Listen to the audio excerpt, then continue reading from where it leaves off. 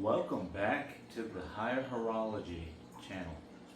Today we have something super rare, maybe even one of Tudor's rarest watches ever.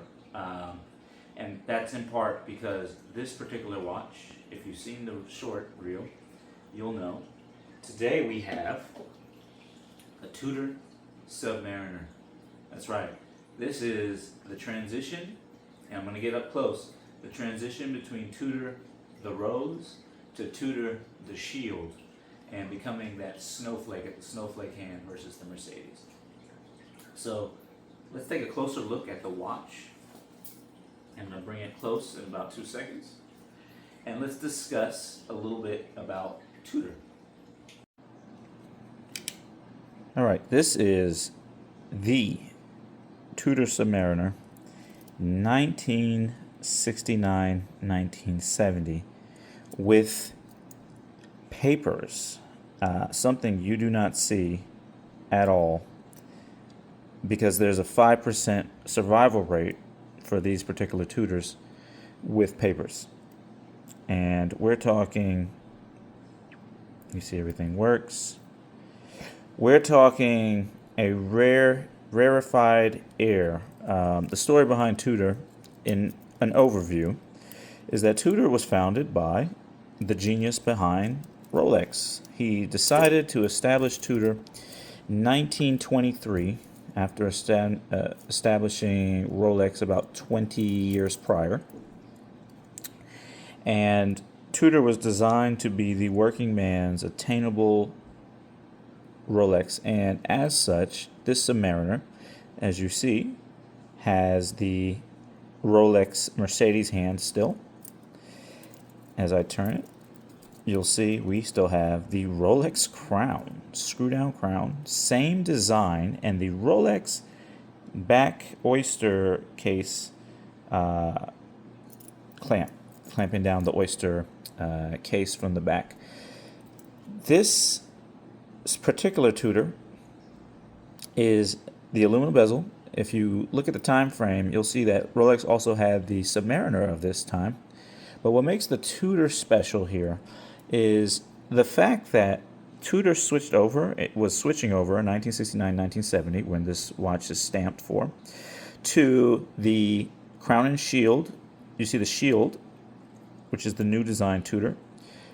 But during that transition, they didn't all switch everything over at once, right? So the factories had to switch over slowly. So what you got was a very rare Tudor that has the shield but kept the Mercedes hands.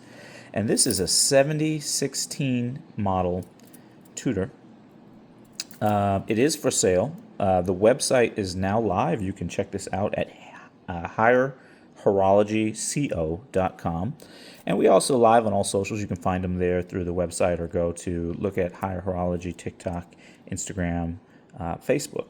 And you can check this watch out with greater detail and photos. Sorry about that. And you can see that this is being sold. And if you look at the bracelet here, I put this on a generic bracelet because this is indeed a head only.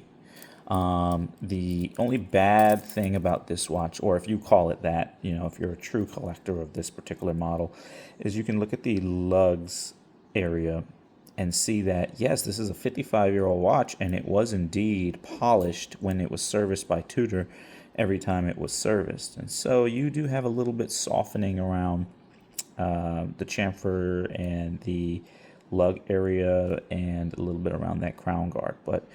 And if you look at the actual bezel, you can see it's been softened a little bit with polishing. But as far as collectible watches go, if it was perfect, it'd be a $15,000, $30,000 example.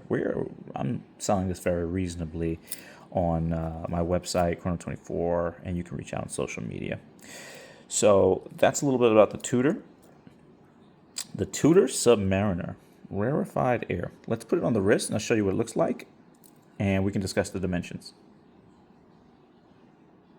All right, Tudor Submariner. So this is actually considered a 40 millimeter case, but I think it's more 39.5. And the thing that makes these particular old Tudors and Rolex Submariners special, especially the mechanical, they made a mechanical version that's just super rare, where it's not the automatic winding movement. The movement inside this one is the ETA movement. And you can see on the wrist, I don't know if you can see that, this is an incredibly thin Submariner, minus the dome acrylic crystal, which is period correct.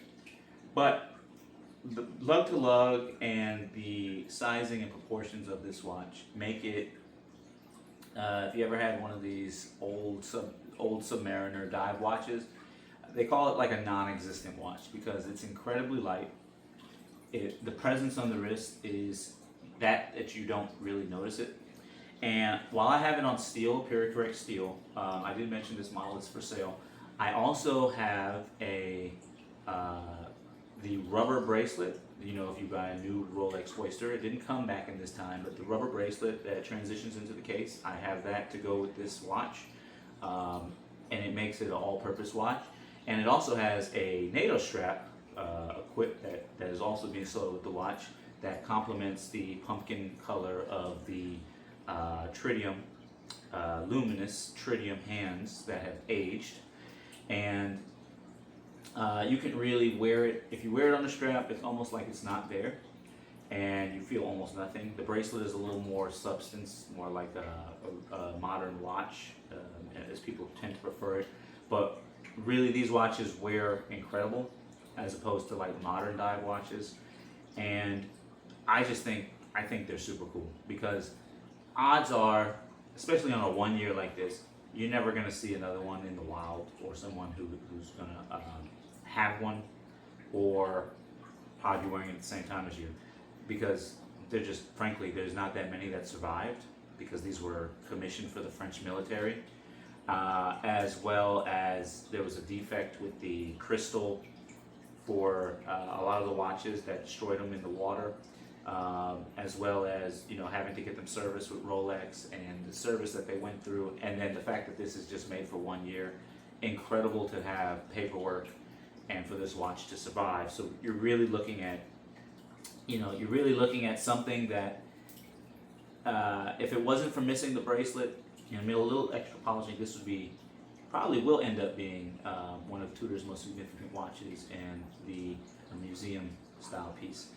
And the last thing I'll say is, if you like the black bays that Tudor now has, well, where do you think the black bay came from? It came from those Tudor Submariners. So, yeah, super cool watch. Love to share it with the channel. Really excited when I got it. I almost just bought it so that I could shoot content and experience the watch. And I hope if you buy this, or if somebody's interested in this, you send it to them, or you learn about the Tudor Submariner. And then, I know we discussed the transition shift over, but things to look out for if you're looking at a Tudor Submariner 7016s in particular. They have the version before this transition one that was the Rose and Mercedes hands, and then they have the Snowflake, which was after the 1970 cutover. So you'll have the actual Tudor Black Bay style Snowflake hands, as well as you would have the square tritium luminous indices, which is different from these round ones with the Mercedes hands.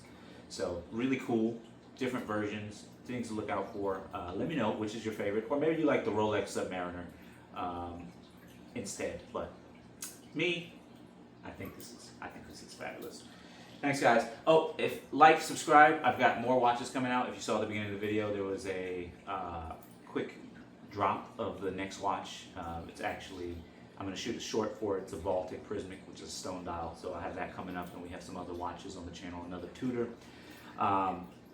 Yeah, subscribe. Make sure you go check out HireHorologyCO.com and check us out. You'll have links there through all our platforms, Hire Horology, Hire_Horology, and we're on Chrono 24.